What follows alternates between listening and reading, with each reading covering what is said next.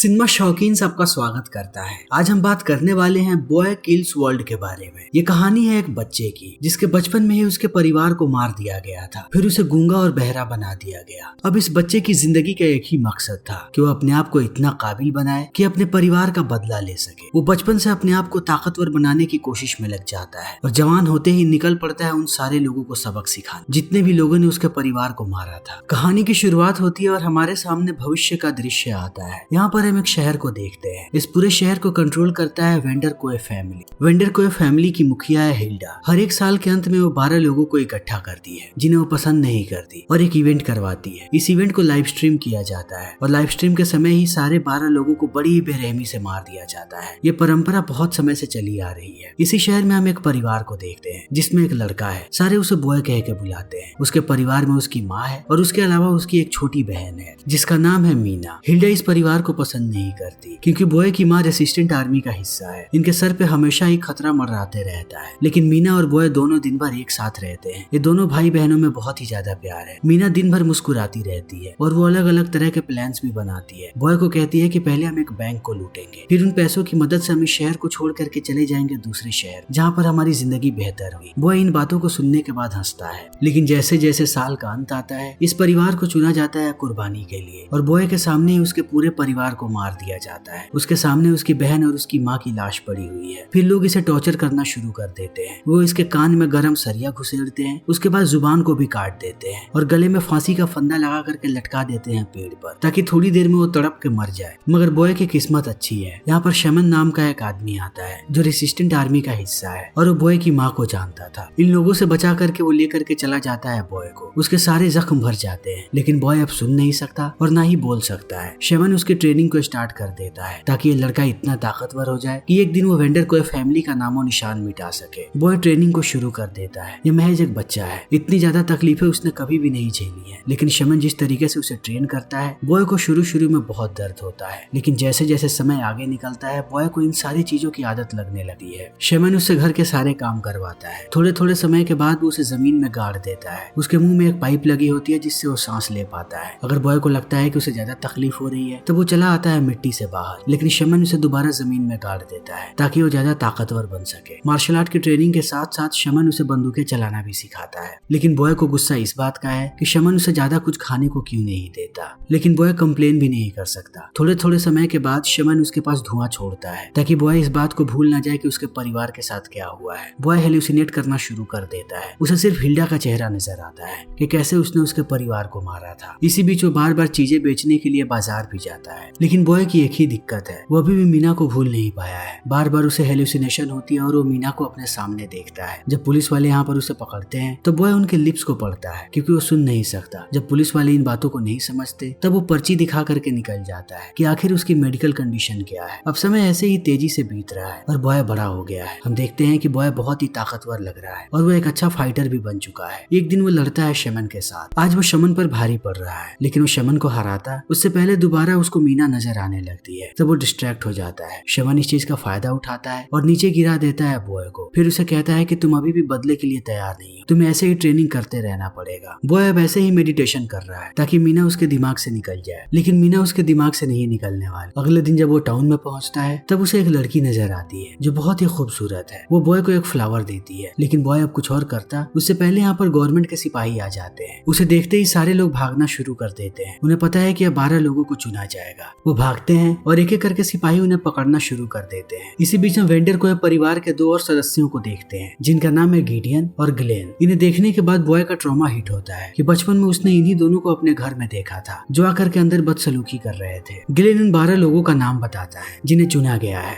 और उसके साथ साथ वो यहाँ के लोगों से बदतमीजी करना शुरू कर देता है। ये चीजें यहाँ के लोकल लोगों को पसंद नहीं आती। एक लड़की गालियां देना शुरू कर देती है वेंडरकोए परिवार को। तब ग्लेन गुस्सा हो जाता है और सीधा गोली मारता है इस लड़की के भेजे। तब सारे लोग और भी ज्यादा पागल हो जाते हैं। इन चीजों को देखते ही ग्लेन बुलाता है अपने सबसे बेहतरीन फाइटर को जो एक लड़की है। उसका नाम है जून 27। जून यहाँ पर आती है और एक एक करके लोगों को मारना शुरू कर देती है। दूर से बॉय इन सारी चीजों को देख रहा है। वो मदद के लिए जाने की कोशिश करता है। तभी शमन उसे पकड़ के कहता है कि तुम अभी भी तैयार नहीं हो, तुम्हें नहीं जाना चाहिए। दूसरी तरफ जून ज्यादातर लोगों को मार देती है और सारे लोग यहाँ से भाग जाते हैं। तब ग्लेन जून पर गुस्सा करता है और कहता है कि 12 में से सिर्फ हमारे पास 6 लोग बचे हैं, तुम्हें उन बच्चों को पकड़ना चाहिए था। जून के हेलमेट हेलमेट पर उसके थॉट लिख करके आते हैं। उसके हेलमेट पे लिखा होता है नो किड्स, यानी कि वो बच्चों को नहीं पकड़ती। अब ये लोग यहाँ से जाना शुरू कर देते हैं। बॉय अपने आप को नहीं रोक पाता। वो शमन को कहता है कि समय आ चुका है। इतना कहते ही वो पीछा करना शुरू कर देता है वेंडर कोए परिवार का। थोड़ी देर के बाद वेंडर कोए के सारे आदमी एक ट्रैफिक में फंस जाते हैं। बॉय इस चीज का फायदा उठाता है और घुस जाता है उनकी कार की डिक्की में, जिसमें पहले से एक लाश पड़ी हुई है। जब उसे लगता है कि कार पहुंच चुकी है, तब वो आता है डिक्की से बाहर। उसे एहसास होता है कि वो एक वेयर हाउस में आ चुका है। वो धीरे धीरे करके अंदर जा रहा है। तभी हम मेलेनी को देखते हैं, जो वेंडर कोए परिवार का हिस्सा है। वो सारे लोगों को डांट रही है कि 12 की जगह तुम लोग सिर्फ 6 लोगों को क्यों लेकर के आए हो। वो गिडियन को कहती है कि जाओ और सड़क से 6 और लोगों को पकड़ करके लाओ। वो कोई भी हो, मुझे फर्क नहीं पड़ता। इसी बीच बॉय को दोबारा मीना नजर आने लगती है, तो वो डिस्ट्रैक्ट हो जाता है और मीना को बचाने जाता है। उसे लगता है कि मीना को कोई गाड़ी कुचल देगी। वो जैसे ही मीना को उठाता है, वो आकर के गिर जाता है सारे लोगों के सामने। ग्लेन उसे देख लेता है। देखते ही सारे आदमियों को कहता है कि इसे मार दो। तब बॉय मीना को उठाता है और ले जा करके बंद कर देता है एक बॉक्स में। फिर लड़ना शुरू कर देता है इन सारे लोगों से। वो एक एक करके इन सबको बड़ी बेरहमी से मार रहा है। उसने बचपन से इसी चीज की तालीम ली है। वो जानता है कि लोगों को कैसे मारा जाता है। इसी बीच उसकी मुलाकात होती है एक आदमी से जिसका नाम है बाशो। बाशो का पैर टूटा हुआ है। बाशो भी मदद करता है बॉय की। आधे लोगों को मारने के बाद ये लोग आकर के छुप जाते हैं एक बॉक्स के पीछे। बाशो कहता है कि मुझे आजाद करो, तभी मैं तुम्हारी मदद कर पाऊंगा। बॉय उसे आजाद कर देता है और लड़ना शुरू कर देता है बाकी लोगों से। एक एक करके सिपाही आते जाते हैं और वो सबको मार रहा है। वो हर तरफ लाशें बिछा देता है। तब उसका मुकाबला होता है एक आदमी से जो एक बेहतरीन फाइटर है। बॉय उसे मारता है और उसके हाथों को फंसा देता है एक ट्रैप में। लेकिन ये आदमी इतनी आसानी से हार नहीं मानने वाला। वो अपने हाथों को काट करके बाहर निकाल लेता है और दोबारा टूट पड़ता है बॉय पे। लेकिन बॉय भी हार नहीं मानता। इस बार वो उसके दोनों पैरों को काट देता है। तब जाकर के कहीं वो आदमी शांत होता है। इन दोनों को लगता है कि इन्होंने सबको मार दिया। तभी ग्लेन सामने से आता है और गोलियां चलाना शुरू कर देता है। तब ये दोनों छुप जाते हैं, लेकिन बाशो तैयार है। वो बंदूक लेकर के गोली चलाता है ग्लेन पे। ये गोली जाकर के लगती है ग्लेन के पैर में। अब ग्लेन नीचे गिरा हुआ है और उसके सामने बॉय है। बॉय के अंदर बहुत ही ज्यादा गुस्सा है। वो आगे बढ़ता है ताकि वो ग्लेन को मार दे। तभी बाशो उसे आकर के रोकता है और कहता है कि हम इसे इतनी आसानी से नहीं मारेंगे, इसके पास कुछ जानकारियां हो सकती है। इन बातों को सुनने के बाद ग्लेन बताना शुरू करता है कि हर साल के अंत में हिल्डा एक बहुत बड़ी पार्टी देती है उन 12 लोगों को मारने से पहले। उसके महल में दोबारा पार्टी होने वाली है। अगर तुम लोग चाहो तो मैं तुम्हें वहाँ लेकर के जा सकता हूँ। जब ग्लेन ये सारी बातें बता रहा होता है, इसी बीच बाशो के हाथ से एक ऑब्जेक्ट गिर जाता है ग्लेन के चेहरे पे और ग्लेन की मौत हो जाती है। मगर उसने जरूरी जानकारियां दे दी हैं। अब इन्हें पता है कि कहाँ जाना है इन दोनों को। बाशो बॉय को लेकर के निकल जाता है और पहुंचता है एक पुराने वेयर हाउस पे। तब एक आदमी सामने आता है और बंदूक तान देता है बॉय पे। बॉय को समझ में नहीं आता कि ये आदमी कौन है। तभी बाशो उस आदमी को कहता है कि बॉय हमारे साथ है, बंदूक हटा लो। इस आदमी का नाम है बेन। बेनी और बाशो दोनों एक साथ काम करते हैं। बाशो की पत्नी को हिल्डा ने बंधक बना करके रखा है। बाशो को किसी भी कीमत पे अपनी पत्नी को ढूंढना है। बेनी अब बात करना शुरू करता है इन दोनों से। बॉय बेनी के लिप्स को नहीं पढ़ पाता क्योंकि बेनी का डायलेक्ट बहुत ही अलग है। फिर भी वो पूरी ध्यान देता है। बेनी बाशो को बताता है कि तुम्हारी पत्नी को मार दिया गया है। अब बाशो अंदर से टूट रहा है। ये दोनों उसे संभालते हैं। बाशो को कैसे भी बदला लेना है। ये दोनों प्लानिंग करना शुरू करते हैं कि कैसे इन्हें महल के अंदर दाखिल होना है। बॉय को कुछ भी समझ में नहीं आता, मगर वो जानता है कि ये दोनों शायद महल के अंदर जाने वाले हैं। वो बस हाँ में हाँ मिलाते रहता है। अभी भी उसे मीना नजर आ रही है। ये लोग हथियारों को इकट्ठा करते हैं और आकर के बैठ जाते हैं एक वैन। निकल पड़ते हैं महल के लिए। महल के सामने आने के बाद सबसे पहले ये लोग गार्ड्स को मारते हैं और अपने कपड़ों को बदलना शुरू कर देते हैं। बेनी और बाशो ने गार्ड्स के कपड़े पहन रखे हैं। वहीं बॉय शेफ के कपड़े पहनता है, लेकिन उसे कुछ भी पता नहीं कि शेफ क्या करते हैं। अंदर आने के बाद जब वो चारों तरफ खाने की चीजें देखता है, उसे समझ में नहीं आता कि इन चीजों का क्या करना है। मगर जैसे ही उसकी नजर मिठाई पे पड़ती है, वो खाना शुरू कर देता है। आज से पहले उसने इतना लजीज खाना कभी नहीं खाया है। बाशो उसकी तरफ देखता है और कहता है कि इधर आओ, तुम वहाँ क्या कर रहे हो। तब बॉय उसके पीछे आना शुरू हो जाता है। तभी उसकी नजर पड़ती है हिल्डा पे। हिल्डा को देखते ही उसे पुराना समय याद आने लगा है और अपना परिवार भी। अब बॉय नहीं रुकने वाला। वो अपने कपड़े चेंज करता है और लोगों को मारना शुरू कर देता है ताकि वो हिल्डा तक पहुंचे। वो सबसे पहले यहाँ के सारे शेफ को मारता है और बुचर नाइफ लेके आगे चला आता है हॉल की तरफ। वो और आगे के गार्ड्स को मारता है। तभी उसे टेबल नजर आती है। वो देखता है कि टेबल पर बीच में एक महिला बैठी है, यानी कि ये हिल्डा है। बिना समय गवाए बॉय आगे बढ़ता है और हिल्डा के सर को धड़ से अलग कर देता है। उसे लगता है कि उसका बदला पूरा हो गया, मगर सारे लोग हंस रहे हैं। तब वो कटा हुआ सर देखता है और एहसास होता है कि उसने गलत औरत को मार दिया। तभी गिडियन आकर के कहता है कि ये सारे लोग एक्टर्स हैं। हमें पता है कि हर साल यहाँ पर कोई ना कोई आएगा ही रेसिस्टेंट आर्मी से, इसीलिए हम तैयारी करके रखते हैं। गिडियन बॉय को कहता है कि अब तुम मरने वाले हो। तभी बॉय गिडियन के गले पे चाकू रख देता है ताकि वो यहाँ से भाग सके, मगर जून आकर के हमला कर देती है बॉय पे। ये दोनों लड़ रहे हैं। जून भी एक बेहतरीन फाइटर है। थोड़ी देर लड़ने के बाद जून कहती है कि तुम शमन की तरह लड़ते हो, क्या वो तुम्हारा गुरु है। इसी बीच बॉय हमला कर देता है जून पे और जून का हेलमेट नीचे गिर जाता है। तब दोबारा उसे मीना नजर आती है। मीना को देख करके जैसे ही बॉय डिस्ट्रैक्ट होता है, जून से बेहोश कर देती है। अब बॉय को अपना पूरा बचपन याद आता है कि कि कैसे उसके परिवार को मार दिया गया था। उसके बाद उसकी जुबान को काटा इन लोगों ने और उसके कान में गर्म लोहा घुसा दिया, फिर पेड़ पर लटका के मरने के लिए छोड़ दिया। लेकिन शमन वहाँ पर आया और वो बचा के लेकर के गया बॉय को और उसकी तालीम शुरू कर दी। अब बॉय होश में आ जाता है। वो देखता है कि जून उसके सामने है। जून कहती है कि हमें बताओ शमन कहाँ पर है। बॉय अपने लिप्स हिलाता है, जिसे पढ़ने के बाद जून समझ जाती है कि वो गाली दे रहा है। जून अब बहुत ही गुस्से में है, मगर गिडियन उसे रोक करके यहाँ से भगा देता है। अब गिडियन और बॉय दोनों अकेले हैं। गिडियन बॉय को कहता है कि मैं इन सारी चीजों से तंग आ चुका हूँ। मैं सारे खून खराबे को रोकना चाहता हूँ। मैं नहीं चाहता कि अब कोई भी मासूम आदमी मरे। हिल्डा भी पहले ऐसे नहीं थी, लेकिन उसे 10 साल तक एक बंकर में बंद करके रखा गया कातिलों के साथ। उसके साथ अंदर कुछ ऐसा हुआ और ऐसी ऐसी चीजें उसने देखी कि अभी भी वो उन चीजों से बाहर नहीं आ पाई है। हमारे पास ये आखिरी मौका है। अगर तुम मुझे बता दो कि शमन कहाँ पर है, तब इन सारी चीजों को मैं हमेशा के लिए रोक दूंगा। मगर बॉय कुछ भी नहीं बताता। तभी यहाँ पर मेलेनी आ जाती है। वो बॉय के लिप्स पर लिपस्टिक लगाती है और कहती है कि उन 12 लोगों को आज तुम लीड करने वाले हो। उनके साथ साथ तुम भी मरोगे। अब इन सारे लोगों को लेकर के जाया जाता है स्टेज पे। यहाँ पर हिल्डा भी आ जाती है और भाषण देना शुरू कर देती है। तभी उसकी नजर पड़ती है क्राउड में। वो क्राउड में किसी को देखती है और देखने के बाद इतनी भड़क जाती है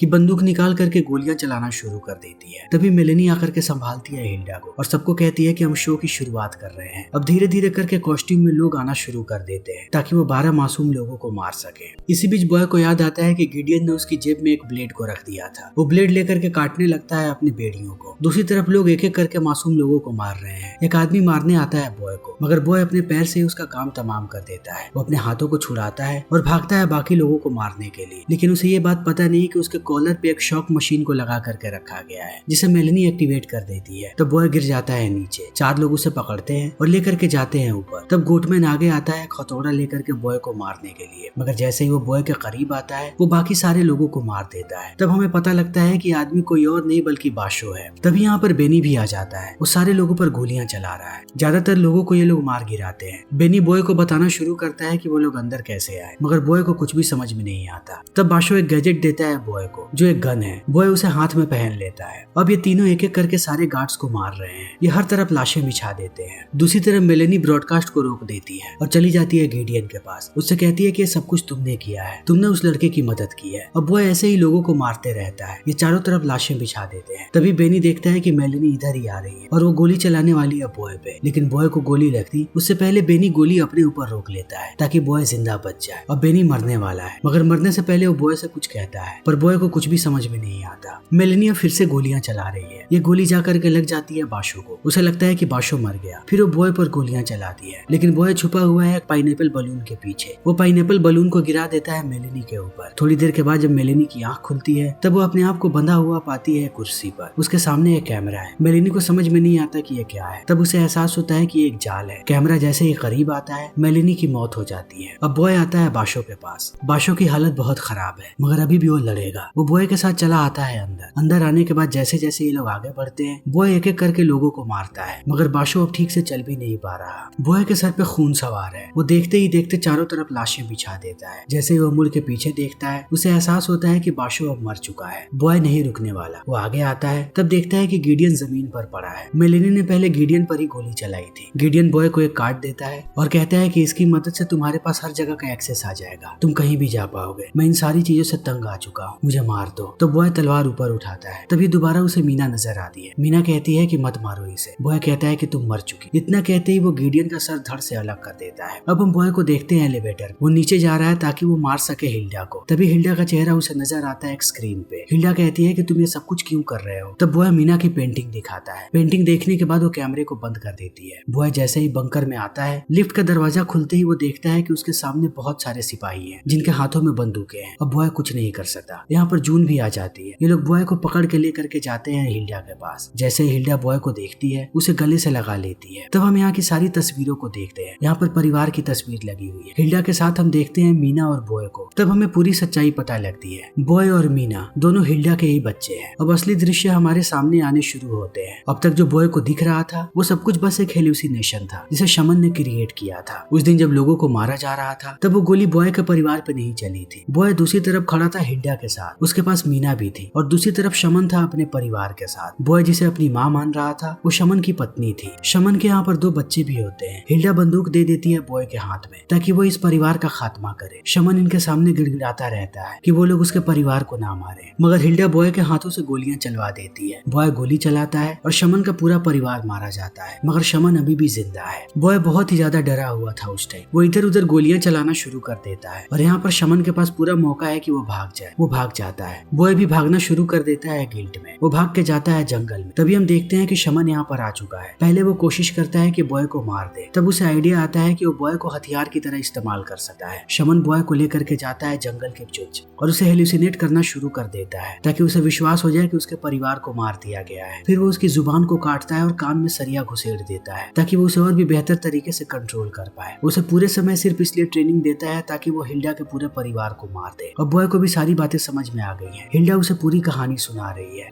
फिर वो बॉय के करीब आकर के कहती है कि क्या तुम मुझे पहचान रहे हो? उसने तुम्हारी हालत खराब कर दी है, मगर मुझे पता है कि तुम अंदर ही हो। वो बार बार थप्पड़ मारती है बॉय को, लेकिन जब बॉय कुछ भी रिएक्ट नहीं करता तब वो जून को आगे आने के लिए कहती है और बताती है कि जून कोई और नहीं बल्कि मीना है, यानी बॉय की बहन। हिल्डा जून को कहती है कि हमारा बच्चा नहीं है, इसे मार दो। तब जून एक कुल्हाड़ी उठाती है बॉय को मारने के लिए, मगर वो उसे मारती उससे पहले बॉय इशारा करता है, जिसे देख करके जून समझ जाती है कि वो उसका भाई ही है। बचपन में ये दोनों ऐसे इशारे किया करते थे। तब जून पीछे मुड़ती है और हिल्डा को ही मार देती है। उसे पता है कि ये सब कुछ हिल्डा की वजह से हो रहा है और बाकी यहाँ के सारे लोग भड़क जाते हैं और गोलियां चलाना शुरू कर देते हैं इन दोनों पर। तब जून अपने भाई को लेकर के छुप जाती है बॉक्स के पीछे। यहाँ से ये दोनों छुपे हुए हथियारों को बाहर निकालते हैं और मारना शुरू कर देते हैं सारे गार्ड्स को। ये बड़ी ही बेरहमी से सारे लोगों को मार रहे हैं। इन दोनों की टीम बहुत ही खतरनाक है। इनके सामने कोई भी नहीं टिक पाता। देखते ही देखते ये लोग सैकड़ों लाशें बिछा देते हैं और आगे बढ़ते हैं। तभी एक आदमी आता है बड़ी सी मशीन गन को लेकर के और एक आदमी आता है जिसके शरीर पर शील्ड लगा हुआ है। ये गोली आकर के लग जाती है जून के कंधे में। उसे बचाने के लिए बॉय आगे बढ़ता है और जून भी आकर के छुप जाती है शील्ड वाले आदमी के पीछे। ये लोग उसकी बॉडी का इस्तेमाल करके आगे बढ़ते हैं। जैसे ही बॉय मशीन गन वाले आदमी के पास पहुंचता है, उसके मशीन गन से उसका ही काम तमाम कर देता है। अब ये दोनों भाग करके आते हैं लिफ्ट में ताकि यहाँ से भाग सके।